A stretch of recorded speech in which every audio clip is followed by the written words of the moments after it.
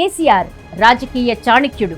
ఎక్కడ తగ్గాలో కాదు, ఎక్కడ నెగ్గాలో ఆయనకు బాగా తెలుసు. అలాగే ఎవరికి ఎప్పుడు బాధ్యతలు అప్పగించాలో ఆయనకు తెలిసినట్లుగా ఎవరికీ తెలియదు. సమయం సందర్భాన్ని బట్టి రాజకీయ ప్రత్యర్థులను దెబ్బతీయడంలో సిద్ధహస్తుడు. అలాంటి కేసీఆర్ అనూహ్య నిర్ణయం తీసుకున్నారు. తన కుమారుడు కేటీఆర్ని కాదని మేనల్లుడు హరీష్ రావుకు తన తర్వాత బాధ్యతలు అప్పగించడం బీఆర్ఎస్ వర్గాల్లో చర్చనీయాంశమైంది.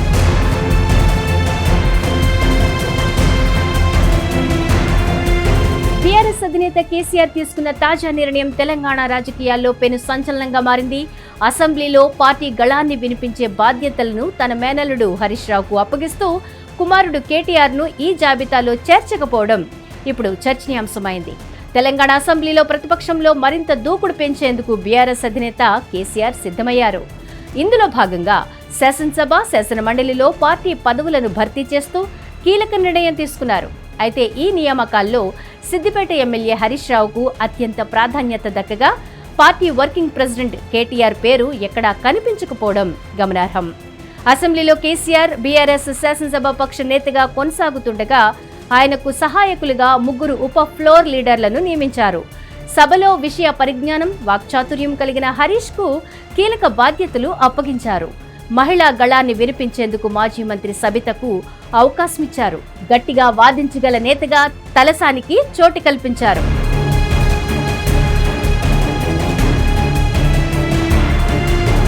పార్టీలో కేసీఆర్ తర్వాత కేటీఆర్ఏ నెంబర్ 2గా చలామణి అవుతున్న ఆయన పేరు ఈ జాబితాలో లేకపోవడంపై రాజకీయ వర్గాల్లో భిన్నాభిప్రాయాలు వ్యక్తమవుతున్నాయి.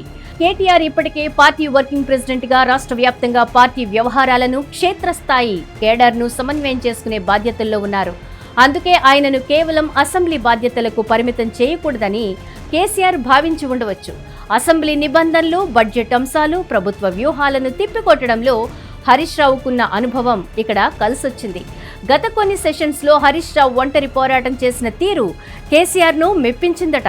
పార్టీలో పట్టు కోల్పోకుండా ఉండడానికి హరీష్ రావుకు అసెంబ్లీలో, కేటీఆర్ కు పార్టీ సంస్థాగత వ్యవహారాల్లో ప్రాధాన్యతనిస్తూ కేసీఆర్ బ్యాలెన్స్ చేస్తున్నారా అనే సందేహాలు కూడా వ్యక్తమవుతున్నాయి.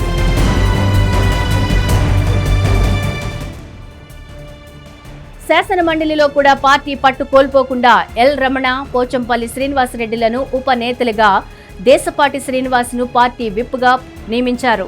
మండలి ఫ్లోర్ లీడర్ గా ఎస్ మధుసూదనాచారి యథావిధిగా కొనసాగుతారు.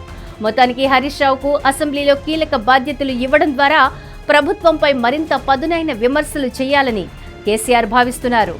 కేటీఆర్ పేరు లేకపోవడం వెనుక పెద్ద రాజకీయ వ్యూహమే ఉందా, లేక ఇది కేవలం పని విభజనలో భాగమేనా అనేది ఇప్పుడు చర్చనీయాంశంగా మారింది. హిట్ టీవీ యాప్, ఇందులో short news, live news, entertainment shows, movies, digital magazines తో పాటు మీ జిల్లా వార్తలను కూడా ఫ్రీగా చూడొచ్చు.